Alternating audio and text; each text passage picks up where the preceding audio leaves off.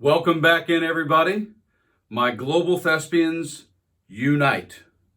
You're here, the Kevin E, the channel, Q-Tips, the content, and I am Kevin E. West, veteran television actor, and also, of course, founder, award-winning business organization, the Actors Network, founded all the way back in 1991. Holla! Okay, we are moving and grooving, because what we are doing today, you guys, is number 3 of the first 4. So if you didn't catch the overview, just make sure that you go back real quick and watch the overview of the first 4 when I talk lightly about all 4 of them, and then work your way, because I keep working my way back to you.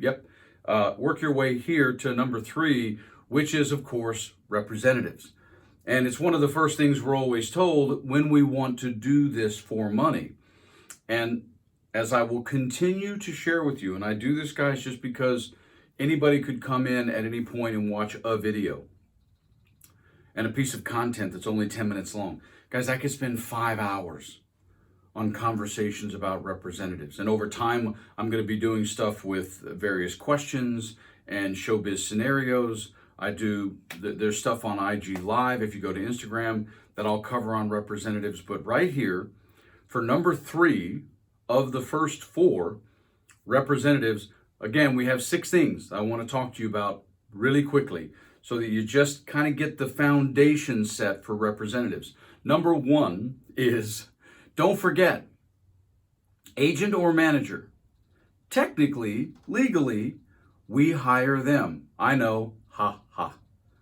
But when someone is a representative of you, the product, the person, the professional, then yes, you are technically hiring them to represent you, just like in life, which is what I say show business is all the time, just like you would hire a headhunter to try and help you find employment. Now, we all know that when you're not a star or a celebrity, the representative tends to wield a little more power in this relationship than you have.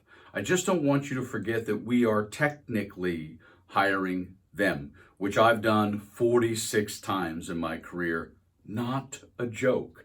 So that's number 1. Also bear in mind that representatives aren't all the same. And again, in the United States of America, we have union versus non-union. We have franchise versus not. So that's maybe different in Western Europe or Eastern Europe or the Asian cities where they have performers, and or Sydney, Australia. But a lot of places who are, let's say, legitimate, they do all kind of have a sense and function the same way in terms of representation in contracts. But there are different kinds of representatives. You can have a literary agent, you can have a voiceover agent, you can have a print agent, you can have a modeling agent, and then of course you can have theatrical, film and television, and commercial. Managers sometimes try to group those all together. Those are individual specific scenarios, but just realize that some agencies or managers are specialty, and some cover 2 or 3, what I always say, areas of industry, right? And then also from city to city, you can have towns and various attitudes culturally where they deem that city more of an exclusive, where you only have one type of agent. You can't have both. That's more like Los Angeles. It's more of an exclusive town. Legally, you'd be allowed to have a different type of commercial agent in 3 different counties in Los Angeles: LA County, Orange County, and San Diego County, just as an example. But it wouldn't necessarily be a good idea, because they're all going to be submitting for the same stuff. And that's just going to piss one of your agents off. So, but in other places where freelance is more accepted, which is, used to be Atlanta when I started my career there, you can maybe have, 2 agents both for commercials, and whoever calls you first, has you represented for that audition. So those are things you have to check on your own, but that's number 2. Number 3, obviously, my question will always be to you, why are you getting a representative? Yes, I know, it's because it's considered a given, and we have to have one because we want them to submit us. My bigger question here, just tossing it out, I'm just tossing it and I'm moving right on. which are those times in your life when you just choose to have a representative for validation. So you can feel more professional or feel better in terms of your self-esteem. The only danger in this is if they don't really ever do anything for you and they're not really doing their job, they may claim they're submitting you, but you never actually get any legitimate actor audition activity. The question is, when you wake up every day, does just having someone like a boyfriend or girlfriend just simply make you angrier that you have them and they're not doing anything, as opposed to just not having one until you find someone who does a little better? So that's just something to ponder in these quick minutes, 10 minutes of me covering the first four, and the third of the first four being representatives. So just ponder that, okay?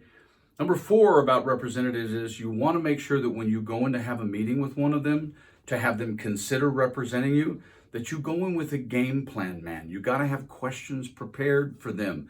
This is a relationship, a professional relationship, but it's the meeting for considering having a professional relationship.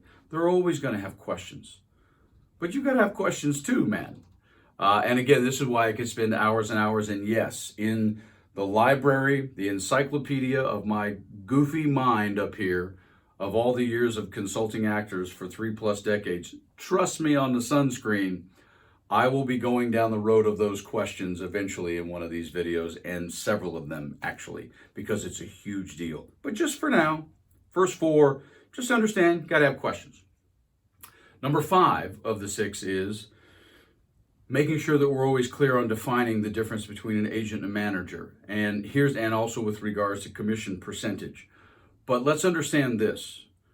In the United States, you're either franchised or an ATA agent, or you're a non-union agent. It's that simple. And while managers have a lot of legal limitations, also in the 21st century, and especially the second 10 years, the second decade of the 21st century, 2011 to where we are today, a lot more people have become managers, but yet they really function just like agents in terms of what their sort of job description, how they run their office. So, but do understand there is a legal and specific distinction, especially between agents who do it right and managers who do it right. They don't actually have exact duplicate job descriptions. So there is supposed to be a difference. One of the biggest differences is their contracts, which again, something we'll discuss on another day. But I still would always hold to the maxim, you really only want somebody taking 10% of your gross pay. Lastly, number 6, and this is the part we dislike the most about Kevin E. and what he always tells you to do, which is research, man. You got to do research. You got to know the history of both the agency, the company, and also the individuals who make that up. Because whether it's London or Paris or anywhere else, people bounce around, man. You know, what was somebody's background before they decided to become an agent, before they decided to open up a management company? Make sure you do your due diligence and research these people really well before you go at any given meeting you're going to have with them. Because they're going to look at your resume, so you got to look at their resume, okay? Knowing about them tells you a lot about how they think, what they've been doing, researching the company, who are their clients. These are things that are all much easier today with an IMDb Pro account than it used to be back in the day. The old joke, you know, I used to have to do research by walking to school through 2 feet of snow with no shoes. And that's just the old joke. So there are the 6 elements, for lack of a better phrase, about representation, but woo, do we have a lot more to cover over time on that subject. Okay, guys, be sure, please, tell your friends enemies, tell your enemies of your friends, like, subscribe to the channel, the videos, make comments, bring it. That's going to drive a lot of what I do. And then also make sure you go over and check out kevinewest.com, the blog, my book, it's right there. And also follow me on IG, on Instagram. Okay, we will see you very soon. Have an awesome day or night wherever you are, man. Okay, bye.